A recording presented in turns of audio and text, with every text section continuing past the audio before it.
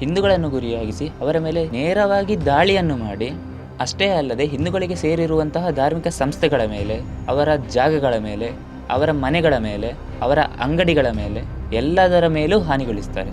ನಿಜವಾಗ್ಲೂ ನಿರಂಕುಶ ಅಧಿಕಾರಿಯನ್ನು ತೊಲಗಿಸುವಂಥ ಪ್ರಯತ್ನ ಇದಾಗಿದ್ದರೆ ಹಿಂದೂಗಳ ಮೇಲೆ ಹಲ್ಲೆ ಆಯ್ತಲ್ಲ, ಯಾಕೆ ಅದರ ಬಗ್ಗೆ ಯಾರು ಧ್ವನಿ ಎತ್ತಿಲ್ಲ? ಯಾಕೆ ಹಿಂದೂಗಳ ಜೀವ ಇವರಿಗೆ ಮುಖ್ಯವಾಗ್ತಿಲ್ಲ? ಬಾಂಗ್ಲಾದೇಶದಲ್ಲಿ ಅನಿರೀಕ್ಷಿತ ರಾಜಕೀಯ ಬೆಳವಣಿಗೆ. ಶೇಖ್ ಹಸೀನಾ ಭಾರತಕ್ಕೆ, ಅಷ್ಟಕ್ಕೂ ಅಲ್ಲಿ ಆಗ್ತಿರೋದಾದರೂ ಏನು? ಮೀಸಲಾತಿ ಪ್ರತಿಭಟನೆ. ಬಾಂಗ್ಲಾದೇಶದಲ್ಲಿ ಮೀಸಲಾತಿಯ ವಿರುದ್ಧ, ಅದು ಬೇಡ ಎನ್ನುವಂತಹ ಪ್ರತಿಭಟನೆ ಹೆಚ್ಚಾಗ್ತಿದೆ.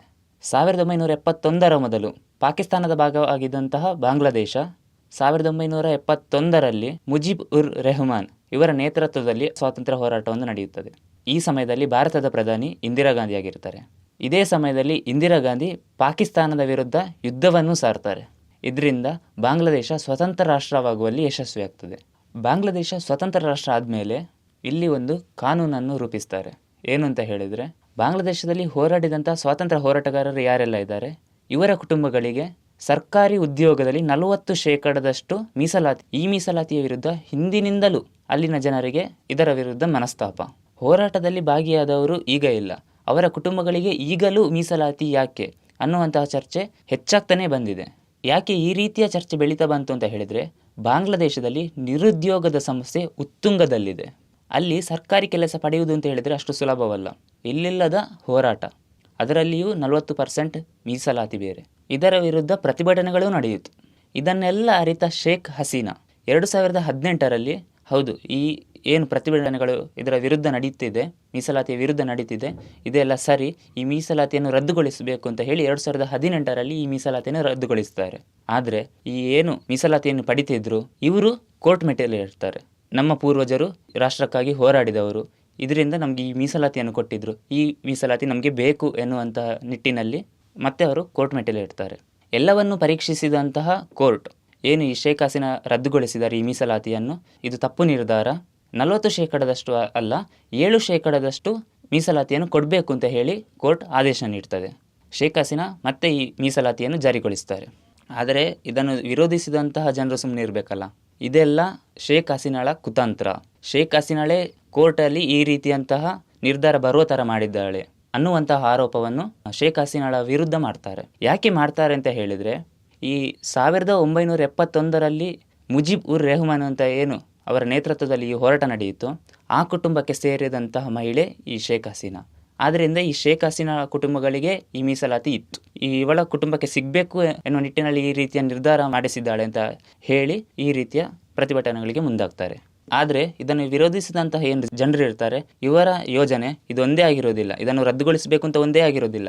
ಇವರ ಮುಖ್ಯವಾಗಿ ಯೋಜನೆ ಏನು ಅಂತ ಹೇಳಿದರೆ, ಅಲ್ಲಿ ಇಸ್ಲಾಮಿಕ್ ಸರ್ಕಾರ ರಚನೆ ಆಗಿರುತ್ತದೆ, ಇಸ್ಲಾಮಿಕ್ ಪರ ಸಂಘಟನೆ, ಇಸ್ಲಾಮಿಕ್ ಸರ್ಕಾರ ರಚನೆ ಆಗಬೇಕು ಅಂತ ಹೇಳಿರುತ್ತದೆ. ಈ ಕಾರಣಕ್ಕೆ ಅಲ್ಲಿ ಪ್ರತಿಭಟನೆಗಳು ಹೆಚ್ಚಾಗ್ತಾ ಹೋಗ್ತದೆ.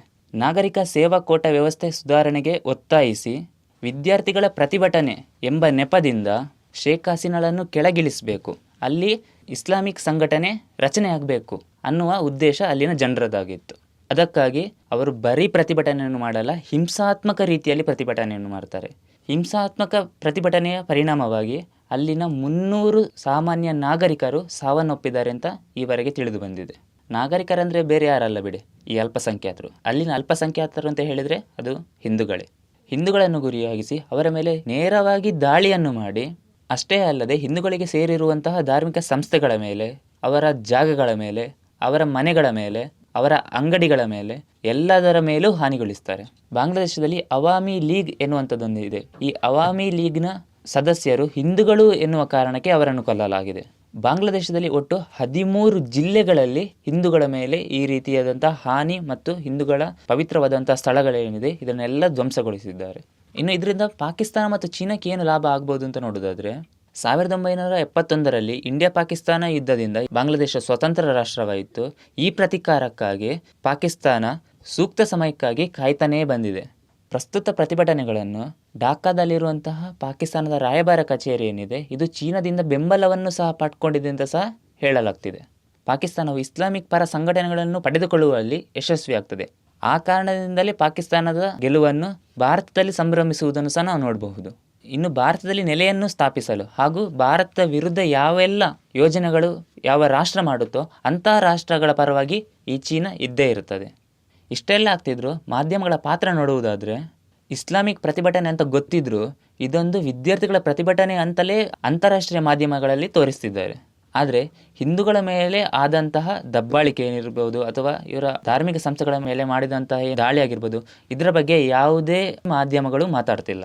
ನಿಜವಾಗ್ಲೂ ನಿರಂಕುಶ ಅಧಿಕಾರಿಯನ್ನು ತೊಲಗಿಸುವಂಥ ಪ್ರಯತ್ನ ಇದಾಗಿದ್ದರೆ ಹಿಂದೂಗಳ ಮೇಲೆ ಹಲ್ಲೆ ಆಯ್ತಲ್ಲ, ಯಾಕೆ ಅದರ ಬಗ್ಗೆ ಯಾರು ಧ್ವನಿ ಎತ್ತಿಲ್ಲ?